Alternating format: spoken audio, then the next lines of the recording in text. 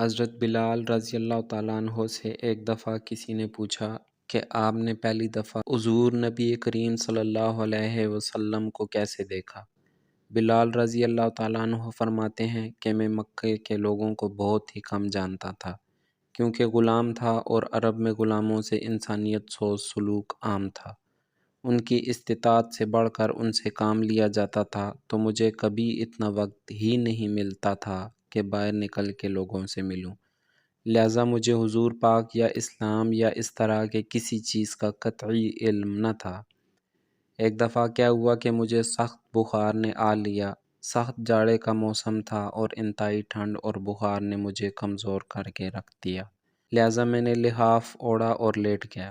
ادھر میرا مالک جو یہ دیکھنے آیا کہ میں جوں پیس رہا ہوں یا نہیں، وہ مجھے لحاف اوڑھ کے لیٹا دیکھ کے آگ بگولا ہو گیا۔ اس نے لحاف اتارا اور سزا کے طور پہ میری قمیض بھی اتار دی اور مجھے کھلے صحن میں دروازے کے پاس بٹھا دیا کہ یہاں بیٹھ کے جوں پیس۔ اب سخت سردی، اوپر سے بخار اور اتنی مشقت والا کام، میں روتا جاتا تھا اور جوں پیستا جاتا تھا۔ کچھ ہی دیر میں دروازے پہ دستک ہوئی۔ میں نے اندر آنے کی اجازت دی تو ایک نہایت متین اور پرنور چہرے والا شخص اندر داخل ہوا اور پوچھا، جوان کیوں روتے ہو؟ جواب میں نے کہا کہ جاؤ اپنا کام کرو، تمہیں اس سے کیا، میں جس وجہ سے بھی روں۔ یہاں پوچھنے والے بہت ہیں لیکن مداوا کوئی نہیں کرتا۔ قصہ مختصر کہ بلال نے حضور کو کافی سخت جملے کہے۔ حضور صلی اللہ علیہ وآلہ وسلم یہ جملے سن کے چل پڑے۔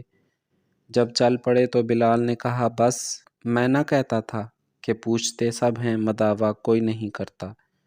حضور یہ سن کر بھی چلتے رہے۔ بلال کہتے ہیں کہ دل میں جو ہلکی سی امید جاگی تھی کہ یہ شخص کوئی مدد کرے گا، وہ بھی گئی، لیکن بلال کو کیا معلوم کہ جس شخص سے اب اس کا واسطہ پڑا ہے وہ رحمت للعالمین ہے۔